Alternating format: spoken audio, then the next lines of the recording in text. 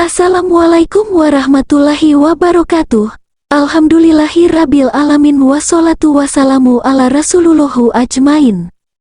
Sebelum memulai kajian pada hari ini, marilah kita panjatkan puji syukur kepada Allah Subhanahu wa Ta'ala yang telah melimpahkan rahmat serta hidayahnya sehingga kita dapat berjumpa dalam keadaan sehat walafiat seperti saat ini.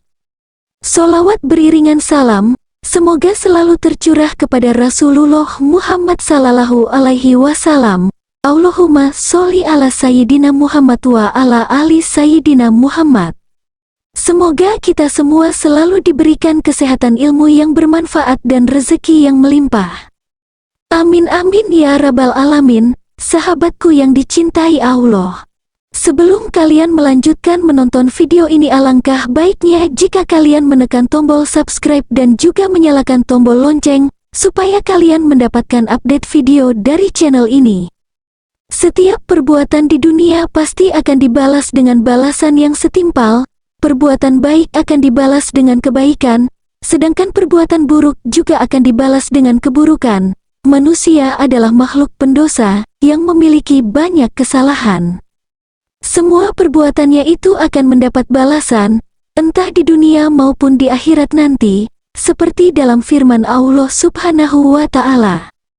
Milik Allah lah apa yang ada di langit dan apa yang ada di bumi. Jika kamu nyatakan apa yang ada di dalam hatimu atau kamu sembunyikan, niscaya Allah memperhitungkannya tentang perbuatan itu bagimu. Dia mengampuni siapa yang Dia kehendaki dan mengazab siapa yang Dia kehendaki. Allah Maha Kuasa atas segala sesuatu. QS Al-Baqarah, ayat 284. Ada beberapa perbuatan dosa yang langsung Allah balas di dunia, di antaranya 1. Zina. Perbuatan ini merupakan perbuatan yang sangat dibenci oleh Allah. Tak salah jika dosa ini masuk dalam kategori dosa besar. Islam memberikan aturan yang jelas bahwa bagi mereka yang berzina harus siap untuk dicambuk. Setelah itu mereka pun harus diasingkan dan jauh dari pemukiman warga. Perbuatan zina ini semakin berat hukumannya saat yang melakukan zina tersebut adalah mereka yang telah menikah. Hukuman yang dialami langsung oleh mereka adalah dilempari batu hingga mati. Dampak buruk dari zina selain mendapatkan dosa yang besar adalah kemungkinan besar untuk terjangkit penyakit AIDS. Inilah balasan bagi orang yang melakukan perzinahan. Untuk itu jangan sekali-kali mendekati perbuatan zina, terlebih lagi melakukan zina jika tak ingin laknat Allah menimpa diri kita. Ayat Al-Quran yang menjelaskan tentang zina adalah surah An-Nur ayat 2 yang berbunyi. Terjemahan, perempuan yang berzina dan laki-laki yang berzina, maka deralah tiap-tiap seorang dari keduanya 100 kali dera, dan janganlah belas kasihan kepada keduanya menahan kamu untuk menjalankan agama Allah. Jika kamu beriman kepada Allah dan hari kemudian, dan hendaklah pelaksanaan hukuman mereka disaksikan oleh sejumlah orang yang beriman.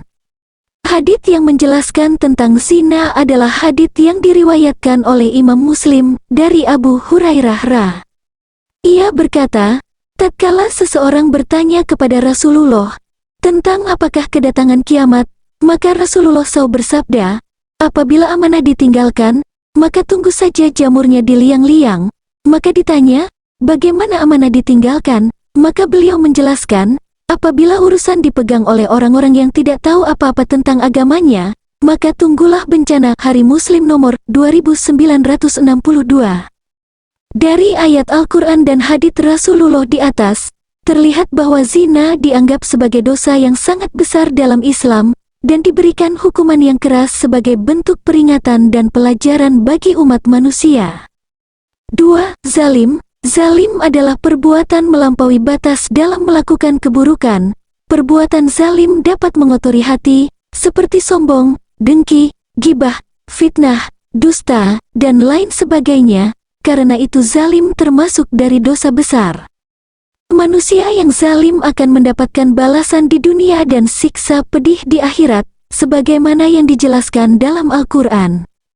Sesungguhnya dosa itu atas orang-orang yang berbuat zalim kepada manusia dan melampaui batas di muka bumi tanpa hak, mereka itu mendapat azab yang pedih. Quran Surat Asy-Syura ayat 42. 3. Berlaku curang dalam berdagang. Sebagai seorang muslim, Kita senantiasa diperintahkan untuk berlaku jujur dan menghindari berlaku curang. Pasalnya, berlaku curang adalah salah satu perbuatan yang bisa merugikan orang lain. Selain itu, berlaku curang dalam berdagang juga merupakan salah satu perbuatan dosa yang langsung dibalas Allah saat masih di dunia. Adapun balasan yang akan diterima adalah musim paceklik yang berkepanjangan, ketidakbahagiaan hidup dan juga dizalimi oleh sesama pedagang. Oleh sebab itu, azab yang terjadi dunia ini, yang dapat dirasakan atau disaksikan langsung oleh mata kepala, ataupun azab yang ditunjukkan lewat kisah-kisah yang diwahyukan Allah, seharusnya menjadi pelajaran dan peringatan yang menghadirkan manfaat dan hikmah. Allah berfirman, kecelakaan besarlah bagi orang-orang yang curang, yaitu orang-orang yang apabila mereka menerima takaran dari orang lain, mereka minta dipenuhi, dan apabila mereka menakar atau menakar untuk orang lain, mereka mengurangi. Apakah mereka tidak meyakini bahwa mereka akan dibangkitkan pada suatu hari yang besar? Surah Al-Mutaffifin, ayat 1-4, dosa pada orang tua. Orang tua merupakan sosok yang mesti kita hormati. Allah telah memberikan hak atas keduanya untuk dihormati setelah kita menyembah kepada Allah. Kemurkaan Allah juga bergantung pada murkanya orang tua, sehingga Allah akan murka jika ada seorang anak yang menyakiti dan durhaka kepada orang tuanya.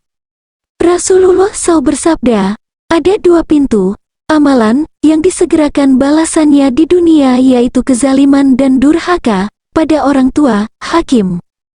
Balasan tersebut akan semakin cepat terrealisasi manakala orang tua yang dizalimi mengadukan hal itu kepada Allah. Doa yang mustajab tersebut akan menembus langit dan akan diamini oleh semua malaikat sehingga Allah pun mengabulkannya. Rasulullah SAW bersabda dalam sebuah hadis, 3 doa yang tidak tertolak, doa orang tua, doa orang yang berpuasa dan doa orang yang terzalimi. Baihaqi, semoga kita bisa mengambil pelajaran dari apa yang kita sampaikan. Assalamualaikum warahmatullahi wabarakatuh.